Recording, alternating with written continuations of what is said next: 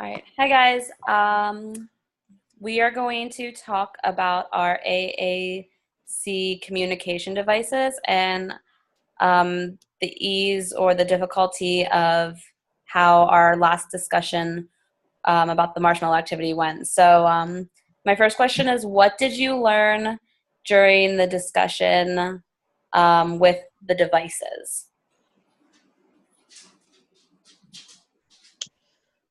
I think the device was almost as difficult as the marshmallows, just because like the time that it took to type, and I know like with the kids a lot we try to use the boards with all the different words, but that was like completely not effective, and I had to go to the typing, and it just felt like it was taking too long. Or and then once somebody would say something, I couldn't respond because it would take too long, and somebody else would respond. So it wasn't like a real conversation the way that you could normally have. Mm-hmm. I felt like I couldn't tell exactly what I wanted to tell because I kept it shorter, because otherwise it would take me 10 minutes to type it and it would take, a minute to say it. Mm-hmm. So it would take too long to type too much. I think you lose a lot in like the nuances of the conversation, because I talk with my hands and my face a lot. And when you're just like pressing play on a device, it's not quite articulated the way you would naturally do it. Mm-hmm. I also found it was kind of difficult to understand, like to know who was talking, because everybody just had like the robotic voice, so I wasn't really sure like who was saying what. Mm-hmm. I agree. Yeah, and like Melissa said, it definitely is hard. I thought that it was really hard for the marshmallow activity to get my point across. I kept all of my answers very brief, and I was a little more I tried a little bit harder to expand my answers, but if you noticed, I was one of the last people to respond to every question because it took me so long to type it out and then have to go back and spell check it. So I can definitely see how with our kids it could get very tedious and difficult for them to be able to elaborate. And I can see how for our kids that do have the communication devices, how a lot of their language goals happen to talk about expanding their speech, but their speech is with these communication devices. So it's, as I said in my last point in our discussion, it's not necessarily a good show of a person's intellect, because they could be very, very intelligent and just have, frustrations trying to express themselves and just not patient enough to get through typing everything in, because it can be very. Do you think it was easy? Do you think it was easy to articulate your message? The typos was the thing that made it difficult, and Yeah, and the pronunciation I found I thought it was funny when it would read some of my words, it was pronouncing them differently than I would pronounce them. Like, I think maladaptive, when they read it, it sounded very different than how I say maladaptive. And I was like, did I spell that wrong? I don't think I spelled that wrong. So it made me, even as the writer, question what I was saying because it wasn't pronouncing it the same way that I was expecting it to be pronounced. Yeah, I feel like it shortens your vocabulary a lot, because A, for typing reasons, and B, longer words tend to be a little bit more pronounced weird with the robotic voice. Yeah.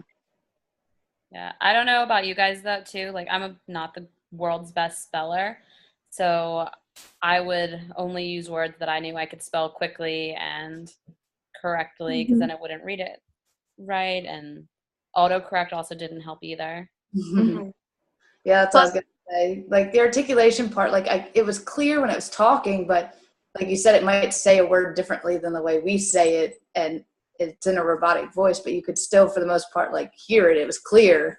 It was just how it was said. I used the Proloquo, and I think everybody else said they used something different, but did anybody else have like word prediction thing?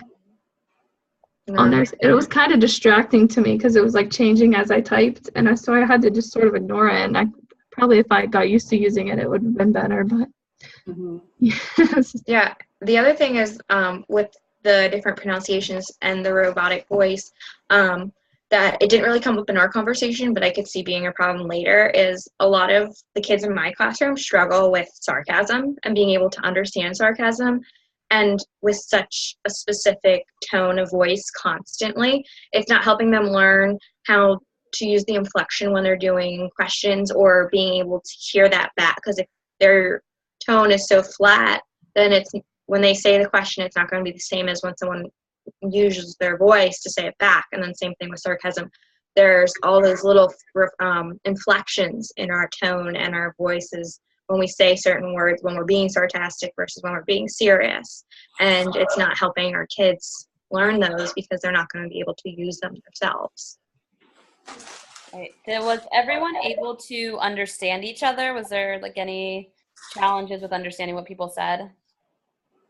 Yeah, like when someone pressed play on their device and so did someone else at the same time, it would overlap and be completely inaudible. Yeah, I noticed there was like with mine, I would hit play and it would wait a couple seconds. Like it wouldn't do it right away. So I think that kind of was difficult for us because of that pause. Nobody knew. I couldn't stop mine. I had to mute the device. So like whenever it was overlapping like that, I was trying to like mute it. And then so like that definitely was the most challenging, the overlap and not understanding who was talking. And yeah, that's what I was going to say, because when you hear someone start to talk, it's a lot easier for us to really quickly stop ourselves so that the other person can continue. But with the device, I was having such a hard time to stop it if mine and someone else's was going at the same time, because as you said, it just keeps going. You have to figure out how you can stop it really quick so that they can have theirs, and then you have to try to replay it, and it's just a lot. I found it difficult that we all were looking down and typing, so we couldn't look up and see who was trying to talk with their device, which is why I kept trying to hold my device up when I was ready to talk so that you guys could see that I was going to push play. So it's just hard looking down and then trying to look up and see who's talking or who's going to go next without overlap. I was trying not to overlap. That was the difficult part. Did you use any strategies and did any of them work or not work?